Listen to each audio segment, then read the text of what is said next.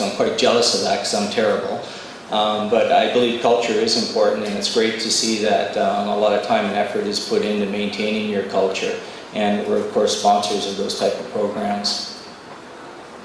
And health and safety is important. They've donated an ambulance to one of the local communities, which is important, and obviously the ambulance service that we have at the mine site is available for any of the locals should there be any health issues that need to be addressed. And something that I've learned that they've been very proud of here is that there are times when a mining project has to displace some of the farmers in that because the ore is underneath their land. And I think that's a job that was very well done here, that it affected about 22 farmers. They were relocated, but not only were they relocated, they were actually trained so that they could improve their skills and given the opportunity to, I guess, get a better yield from their crops. And my understanding is that the gold project buys about 10% of their fruit and vegetables from these farmers, and it's been a very successful program that hopefully will continue to grow. Investment in the Philippines, I've been asked a lot of questions about this, and what are our plans? Well, our current plans is to get a better idea of potential expansion at Masbate. We'll be doing a study over the next few months to see what would the optimum throughput rate be at that project. It would sound logical that the current mining rate is not high enough. The project has at least a 15-year mine life now, and there's potential to expand that much further. And most economic models that you run in the mining industry will show that your ultimate economics is a 10 to 13-year mine life is when you get the best return on your investment. So we'll be taking a good look at that to see exactly what size the throughput rate should be there. Should we build a second line that will double the production throughput, or would it be a lesser amount? At this time we don't know, but we will look at that. And logic would tell you that there probably will be an opportunity to increase production at that project. Of course, gold price will also influence when we do that expansion, but it's something we will take a hard look at.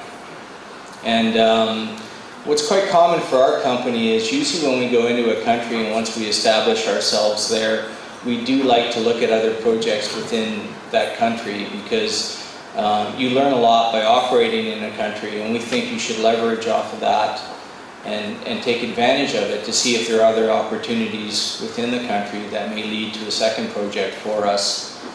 So if anybody knows of someone that's got a really good project and is looking to find a partner, we're always interested in looking at things. We do have a high standard though, I will warn you.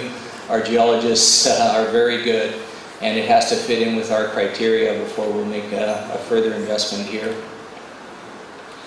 Just a bit of mining in Namibia.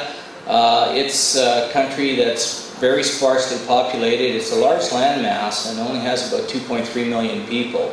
The biggest city is Windhoek, around the middle of the country, and it only has about 400,000 people living there. It's a very safe country to operate in. What's interesting is that it has great infrastructure, and our project is actually that red star is located near one of the main highways in the country.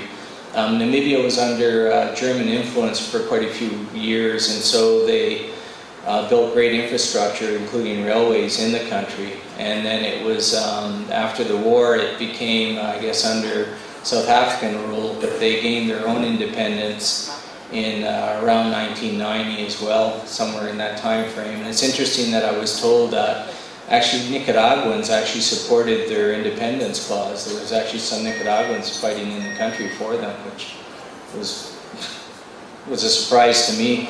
The other interesting thing is that the highway that runs past our project is also actually called B3. So we find that rather amusing as well. And the tax rates in Namibia are very competitive as well. They have about a 3% NSR, and their tax rate on income is on the high side from other countries we've been in at 37.5%. But they do offer accelerated depreciation on your capital, so we probably won't need to pay any taxes in the first few years, which will allow us to recoup our investments, which is similar to what the Philippines has done with their tax-free holiday, which is a strong incentive for mining companies to develop projects that might otherwise not be developed. There's good water on site, which is important because Namibia is a large desert region. Actually, our project actually can go a year without having any rain, but there's a large aquifer underneath, which we've tested and will give us more than enough water to feed our mill. And they have a stable government, which we think is excellent. The other thing that's really good is Namibia, like a lot of other countries, does have VAT, and like most countries, they offer refunds to mining companies. And one thing, though, we really are impressed by is that we've been getting our VAT refunds on a timely basis. And so that really helps us with our capital and construction costs, because our total VAT burden during the 2-year construction time frame is going to be just over $50 million.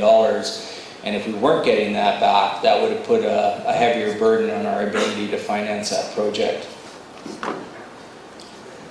This is just, I won't go through the detail on this, it's a rather messy slide, but the feasibility showed that it should have, in the first 5 years, produce about 140,000 ounces a year at a $525 cash costs.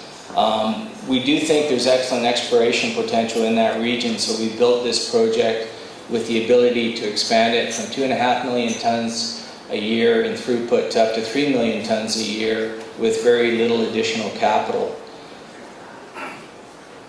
This is just a project map. If you see on the right-hand side, there's a blue line that's encircling a bunch of dots, which are former drill holes. That's actually the reserve, and that's what the feasibility study was based on. There's about 1.2 million ounces there and an average grade of 1.42. The red line that you see on the right-hand side of that is a recent discovery that there's a parallel vein to the vein that we're going to start mining. And we've gotten excellent exploration results from that. This is a longitudinal section of that. And if you look, it's probably not big enough for you to see, but the grades that we've been getting from this are, 5 grams of 24 meters, 7 grams over 19 meters, 5 grams over 35 meters. So it's very wide sections at grades that are, over triple what our startup grades will be when we start this project. So we're already looking at potential expansion there at this project, even though we're just in the middle of construction. We think that with this higher grade and the fact that it's so close to the current pit, it'll allow us to get higher grade material through the mill and potentially see production there go up to possibly 190,000 ounces per annum. This is just some pictures of the construction that's currently taking place there. As you can see, blue sky. It's a great place to visit if you're from Vancouver, because you're not going to get rained on. The management or the construction team that we're using here is actually the same construction team that's worked with our group for a number of years. They built the Julietta mine in Russia back in the late 90s, early 2000. They then went and built the Kupol mine that Kinross is now operating. And then we brought that same team to Nicaragua to build our La Libertad mine. And one thing about all 3 of those mines was that they had very flawless startups. Within 3 to 4 months of first turning on the mill facility, we hit commercial production levels, which I think is a real testament to the skill level that this crew has. And they do enjoy working together. I think some of the people that work under them aren't always thrilled, because I think they can be pretty hard if you don't pull your weight. But we found that the people in Namibia are very good workers. And as every country we operate in, we try to maximize the local content. And I think there's probably about 95% of the construction workers at this project will be local. This is just more pictures of the tailing facility that's being built there. Again, because it's a very flat terrain, you actually have to build,